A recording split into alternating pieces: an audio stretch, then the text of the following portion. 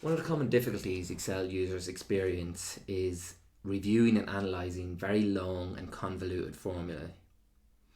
If we look here, I have a really substantial formula with if statements, right formulae, if error, Vlookups, left formulae. So there's quite a lot going on in this formula I have here in the formula box.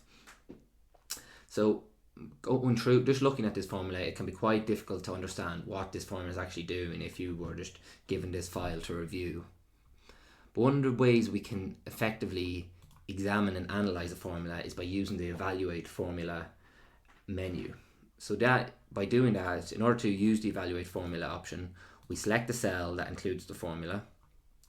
In the formulas tab up the top, and then under formula auditing, there's the evaluate formula option. And it'll open up this wizard here, and it will evaluate each component of this formula piece by piece. So it always, part of the formula it'll evaluate is the part of the formula that's underlined. So in this instance, A10 is underlined. So when I select evaluate, you'll see that A10 shows what's actually in cell A10, which is this here, Mary Smith 2021. So the formula here is saying if the right, I want to return the right of Mary Smith, and I want 4 characters, the final 4 characters from the right returned. So when I click evaluate, that updates here to 2021. So I know if 2021 equals right, F10, 4 characters. So it wants to return the final 4 characters from the right of F10 value. And F10 is underlined in this instance. So when I select evaluate, it'll bring up sales 2020. So I want the 4 final characters from this sales 2020 piece of text. Again, I click evaluate, and now what I have underlined is 2021 equals 2020. So in this if statement, I'm saying, well, in the first part of this if statement, I'm asking, does 2021 equal 2020? And of course it doesn't. So when I click evaluate, the first part of the if statement will become a false.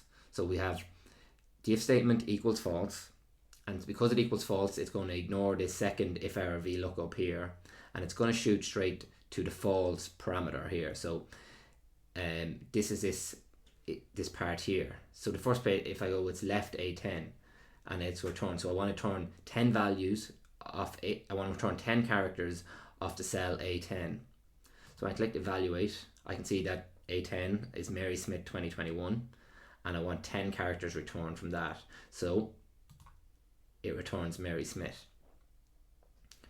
So now what's underlined is the Vlookup. So we want to know what value will return from these sales here.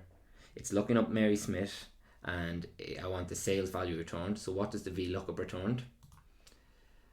And the Vlookup, we can see here, returns 500. So that's the value of Mary Smith's 2021 sales. And we're now in the if error formula, and so that's underlined.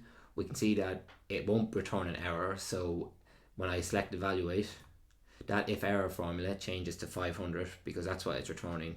And now I'm back into my if statement. So my statement is false. My true value is non-applicable because my statement is false. And then my false value is 500. So I click evaluate, and then there I get my final 500 value, which is what I've got returned here in the cell box. So the evaluate formula is a very effective tool for examining and analysing very long and convoluted Excel formulae.